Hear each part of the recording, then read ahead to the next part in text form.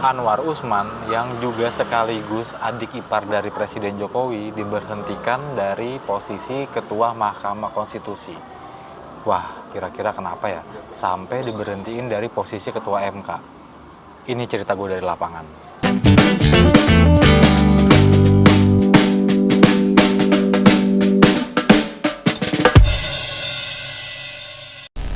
Nah, friend, jadi seminggu ke belakang kemarin tuh, gua lagi dapat arahan dari kantor buat liputan di Mahkamah Konstitusi. Emang apa sih kasus yang lagi berkembang belakangan ini selama seminggu ke belakang?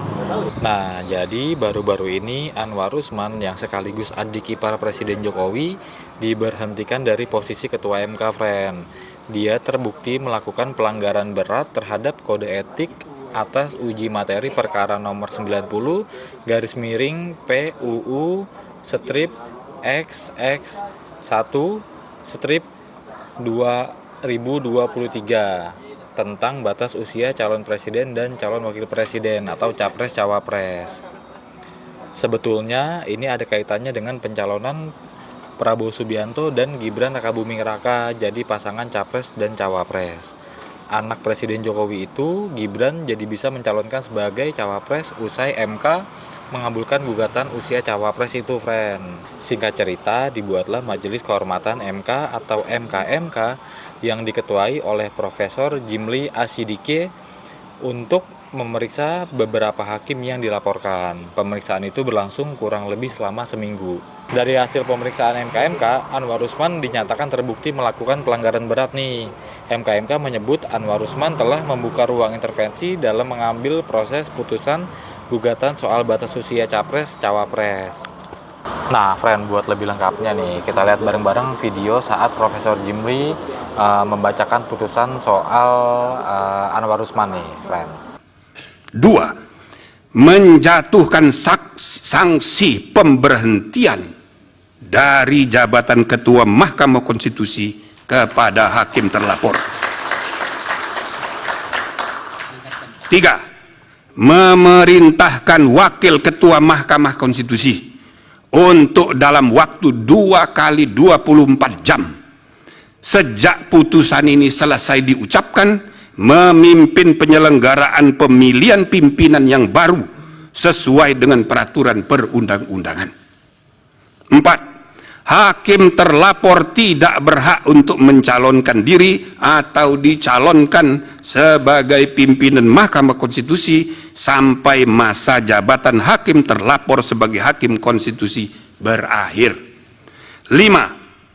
Hakim terlapor tidak diperkenankan terlibat atau melibatkan diri dalam pemeriksaan dan pengambilan keputusan dalam perkara perselisihan hasil pemilihan presiden dan wakil presiden, pemilian anggota DPR, DPD, dan DPRD, serta pemilihan gubernur, bupati, dan wali kota. Nah, ternyata gak sampai situ aja nih, friend. Habis pembacaan putusan, besoknya Anwar Usman langsung ngadain konversi pers di gedung MK. Dia pas mau konversi pers, malah sempet senyum-senyum dan sesekali ketawa sambil nyapa awak media. Yang ada di benak gue nih, namanya orang tuh udah ketahuan bersalah harusnya sedih atau gimana gitu, tapi ini gak sama sekali loh. Kayaknya Anwar Usman ini emang bener-bener gak mau dinyatain bersalah dah. Masih terus ngebela dirinya, walaupun udah terbukti dari pemeriksaan kalau dia ngelakuin pelanggaran berat.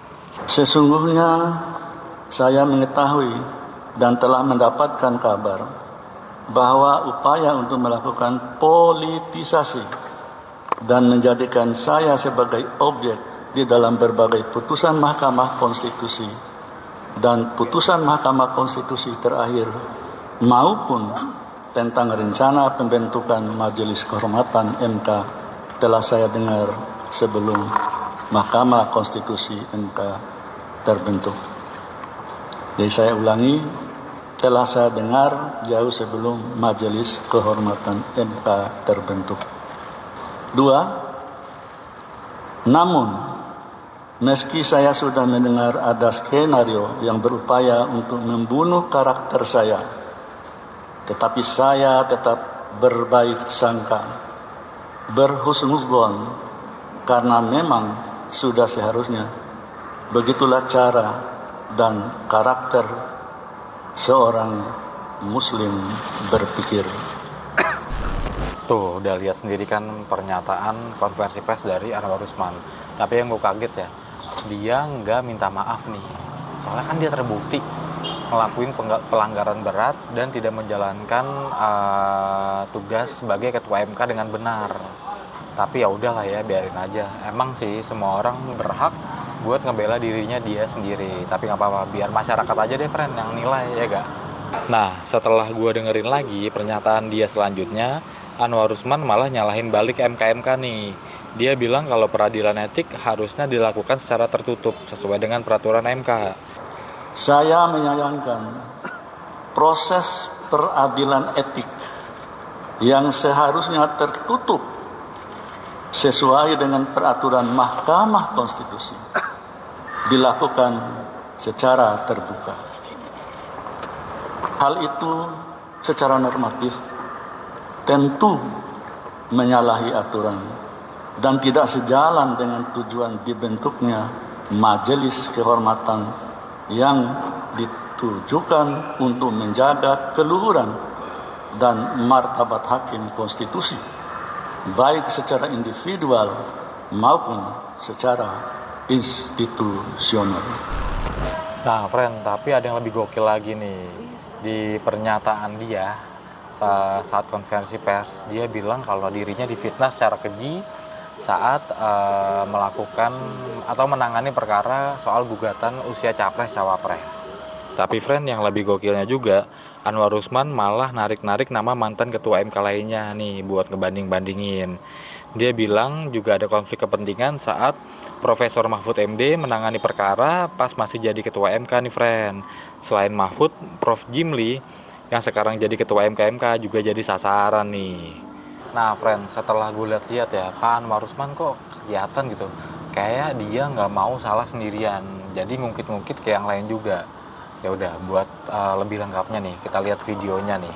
Fitnah yang dialamatkan pada saya terkait penanganan perkara nomor 90 garis miring PUU garis datar 21 garis miring 2023 adalah fitnah yang amat keji dan sama sekali tidak berdasarkan atas hukum dan fakta. Saya tidak akan mengorbankan diri saya, martabat saya, dan kehormatan saya di ujung masa pengabdian saya sebagai hakim demi meloloskan pasangan calon tertentu. Lagi pula, perkara pengujian undang-undang hanya menyangkut norma, bukan kasus konkret. Dan pengambilan putusannya pun bersifat kolektif kolegial oleh 9 orang hakim konstitusi, bukan oleh seorang ketua semata. Demikian pula, dalam alam demokrasi seperti saat ini, rakyatlah yang akan menentukan.